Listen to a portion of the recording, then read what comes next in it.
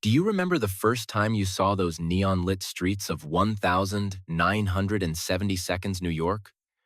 The rain-slicked pavement, the haunting jazz saxophone echoing through the darkness?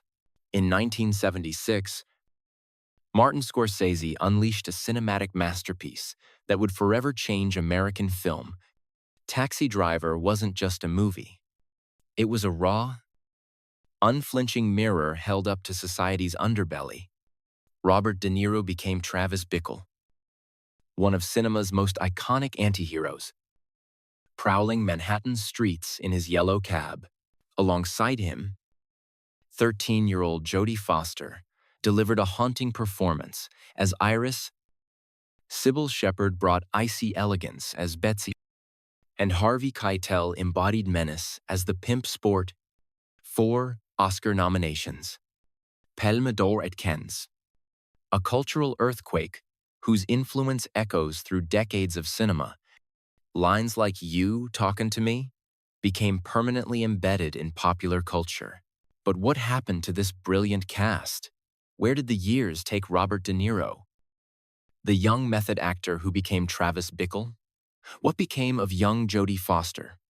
How did time treat the others who inhabited Scorsese's fever dream? Nearly 50 years have passed. Some soared to even greater heights. Others faced public and private battles. Some have left us.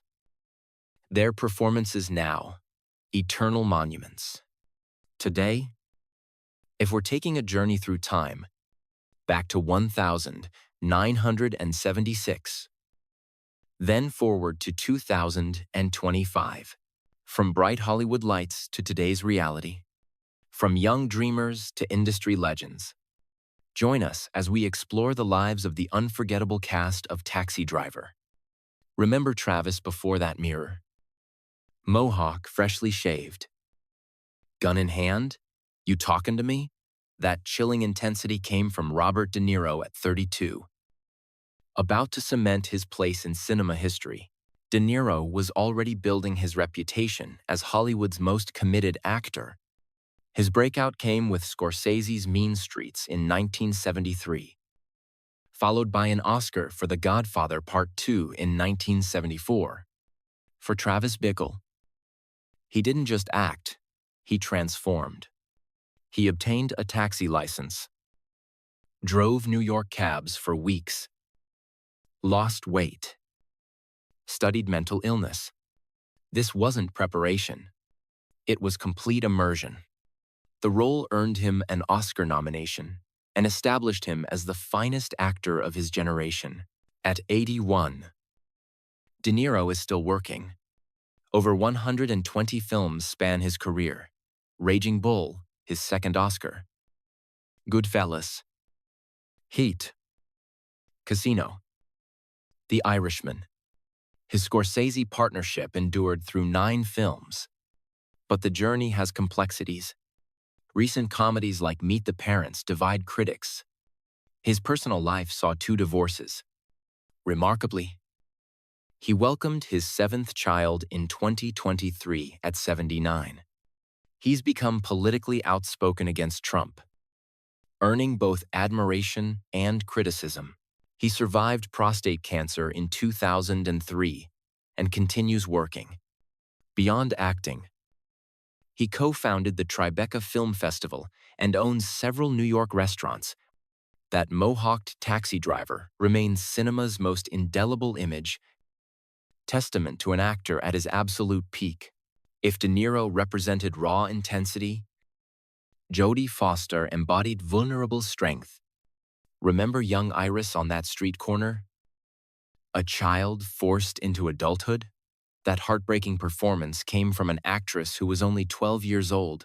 When filming Taxi Driver, Foster was 12, turning 13 during production. But this wasn't her first role.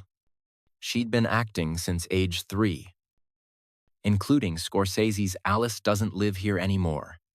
The role of Iris was controversial. Could a child portray such darkness? Her older sister served as body double for some scenes. Yet Foster understood Iris in ways that startled everyone. Her performance earned an Oscar nomination, making her one of the youngest nominees ever. Critics marveled at her maturity and ability to convey both exploitation and stubborn humanity. Today, at 62, Foster's journey is remarkable. In 1981, John Hinckley Jr. attempted to assassinate President Reagan.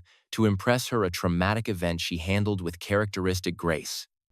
She attended Yale, graduating in 1985 with a literature degree. Her career flourished. The Accused, her first Oscar. Then, The Silence of the Lambs, her second Oscar, in 1991. She transitioned into directing with Little Man Tate and The Beaver. Foster came out as gay in 2013. Married photographer Alexandra Hedison in 2014 and has 2 sons. Recent performances in The Mauritanian and True Detective, Night Country prove she's still at the top of her game. Foster represents something rare, a former child star who not only survived but thrived, maintaining dignity, intelligence, and artistic integrity, from gritty streets to pristine offices. Remember Betsy, that cool blonde goddess in white, representing everything Travis could never touch? Sybil Shepherd brought an otherworldly quality. An ice queen whose brief warmth made Travis's rejection devastating. At 26, Shepherd was already one of Hollywood's most beautiful women. Former Model of the Year in 1968. Director Peter Bogdanovich discovered her for The Last Picture Show in 1971. Their romantic relationship was highly publicized. Taxi Driver was meant to be a comeback after critical failures. Shepherd clashed with Scorsese over Betsy's coldness. But that tension served the film perfectly, creating the untouchable quality that drives Travis to desperation. At 75, Shepherd's career took unexpected turns.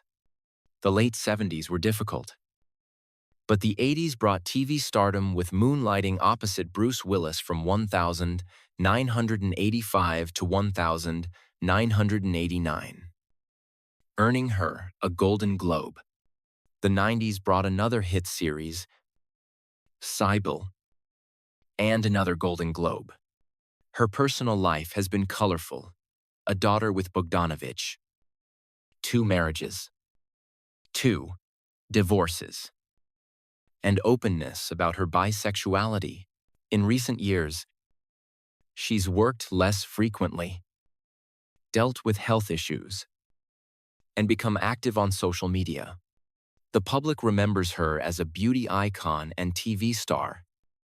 Though her outspokenness occasionally courts controversy, that untouchable goddess became a woman who lived fully, messily, and unapologetically. If Shepherd represented purity, Harvey Keitel embodied its corruption. Remember Sport Dancing with young Iris? Whispering sweet manipulations? Keitel brought terrifying charisma, making Sport both seductive and repulsive.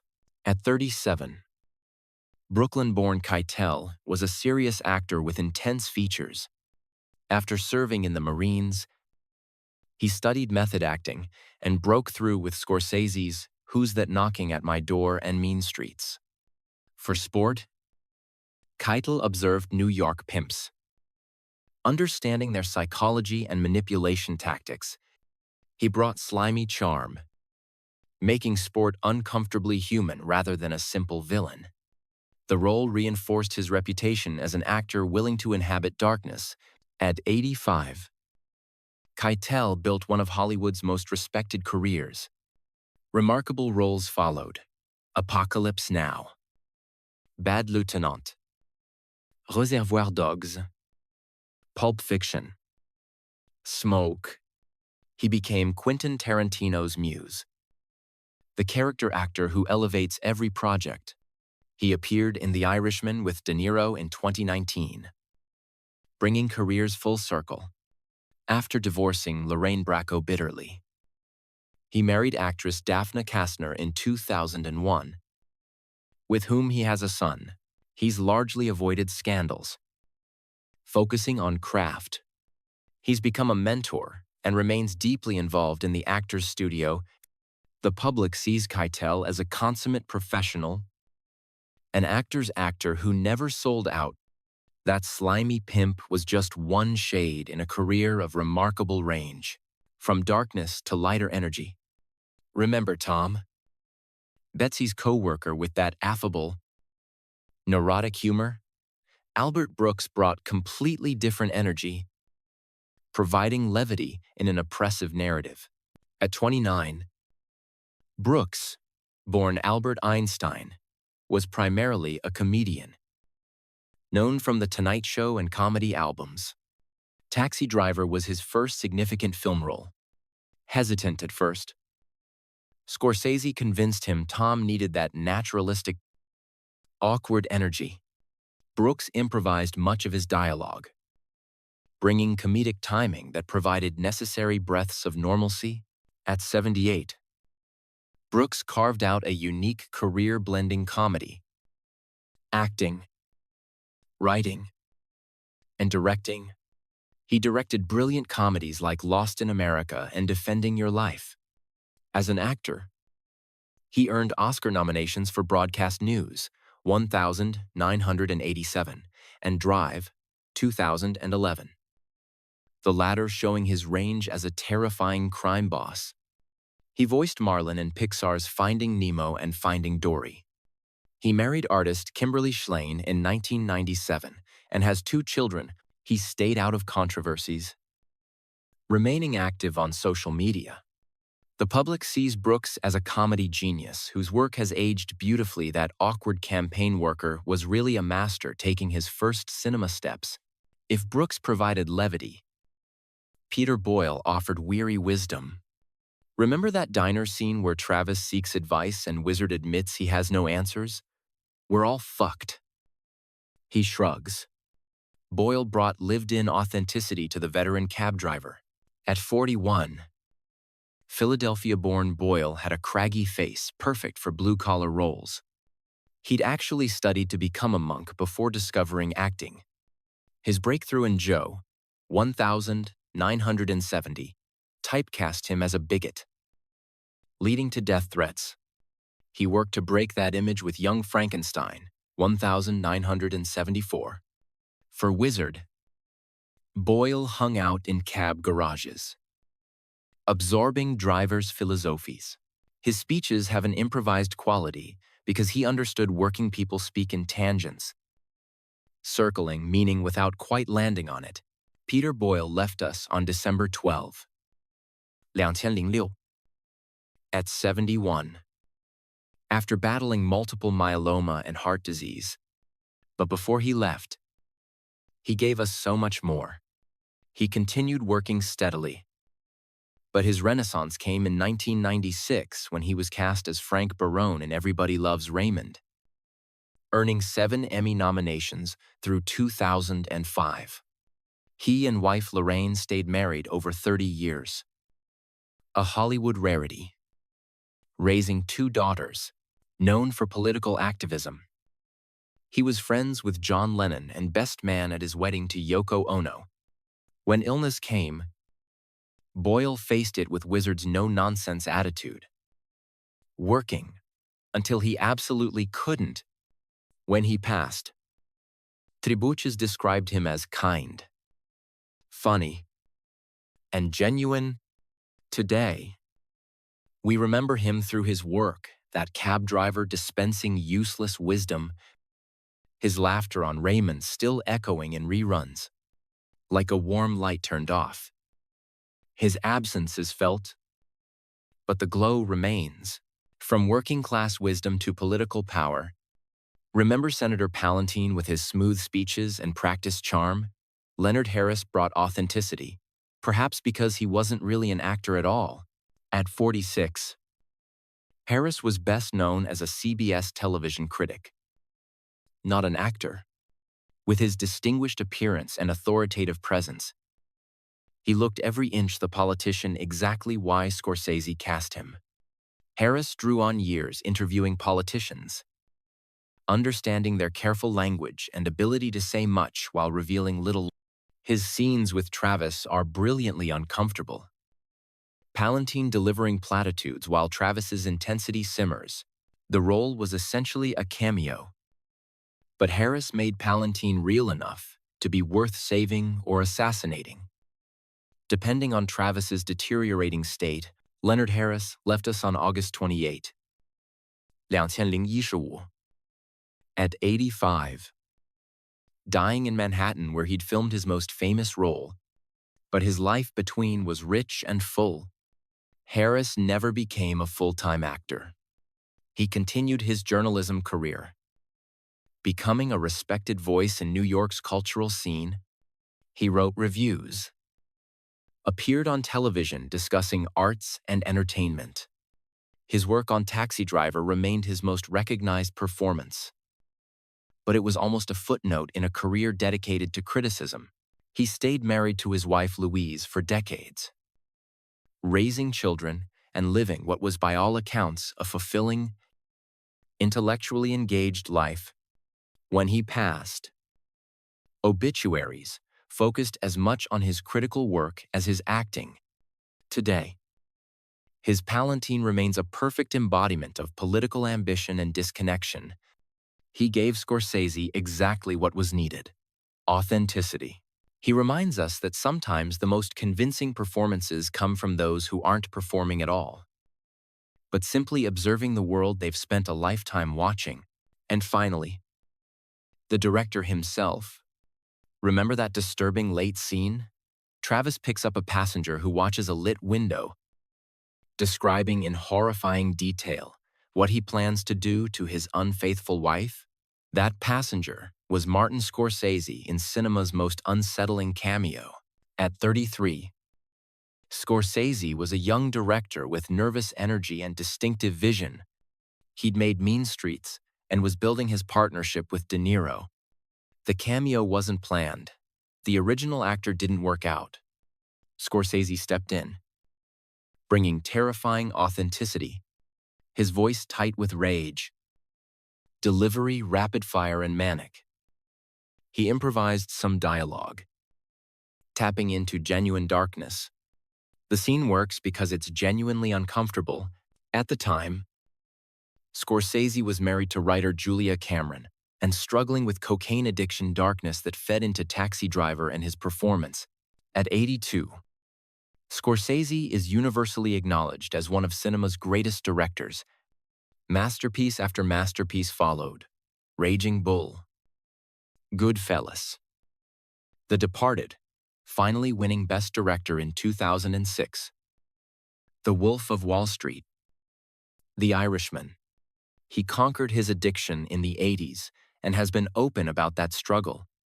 He's been married 5 times, finding stability with Helen Morris since 1999. He has 3 daughters.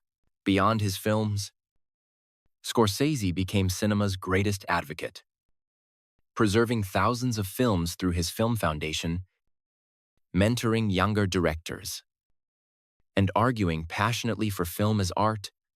He's continued working into his 80s with Killers of the Flower Moon in 2023, showing he's still at his peak. His partnership with De Niro endured through 9 films. The public reveres him as a master. Though his comments about franchise filmmaking occasionally spark controversy, that disturbing passenger was Scorsese at his most raw, channeling demons into art. Today, those demons have been transformed into cinema that has enriched the medium immeasurably, and so our journey through time comes to an end. Pulling back from the taxi and watching it disappear into the New York night. Just like it did nearly 50 years ago, we've traveled from 1976 to 2025, watching as young actors became legends, as careers soared and stumbled, as life wrote stories more dramatic than any screenplay. Robert De Niro transformed from intense method actor to elder statesman still chasing challenges. Jodie Foster grew from vulnerable child to powerful force, proving that survival and success aren't mutually exclusive. Sybil Shepherd rode waves of glamour and controversy. Living boldly, Harvey Keitel remained the consummate professional, the actor's actor. Albert Brooks evolved from nervous comedian to revered artist. Peter Boyle gave us laughter and wisdom. Before taking his final bow, Leonard Harris reminded us that authenticity transcends profession, and Martin Scorsese became the closest thing cinema has to royalty. Time is relentless. It transforms taut skin into weathered maps of experience. It turns dark hair silver. It replaces the hunger of youth with the wisdom of age. Or sometimes, simply with weariness. The bright lights of Hollywood that once illuminated young faces now cast longer shadows. Some of our travelers have reached the end of their journeys. Their performances now eternal monuments. Others continue forward. Still creating, still searching. But here's what time cannot touch: the work itself. Taxi Driver remains as powerful, as disturbing, as relevant as it was in 1976. Travis's isolation speaks to every lonely person scrolling through their phone at 3 in the morning. The film's violence still shocks. Its psychological depth still provokes debate. And the performances. Oh, the performances. They remain perfect capsules of a moment when everything aligned. When actors and director and writer created something that transcended the sum of its parts, this is the strange immortality that cinema offers. These actors age, struggle, triumph, and eventually leave us. But their younger selves remain frozen in time, preserved in celluloid and now digital code, waiting to be discovered by new generations. Someone born in 2010 can watch Taxi Driver and meet Robert De Niro at 32, Jodie Foster at 13, can hear Peter Boyle's voice years after his death. The Hollywood of 1976 is gone, replaced by streaming services and superhero franchises and social media controversies. The New York of Taxi Driver, that cesspool of crime and decay, has been scrubbed clean by gentrification. The world has changed in ways Scorsese and his cast couldn't have imagined, and yet, the film endures, speaking across decades, still finding audiences, still provoking reactions, still mattering.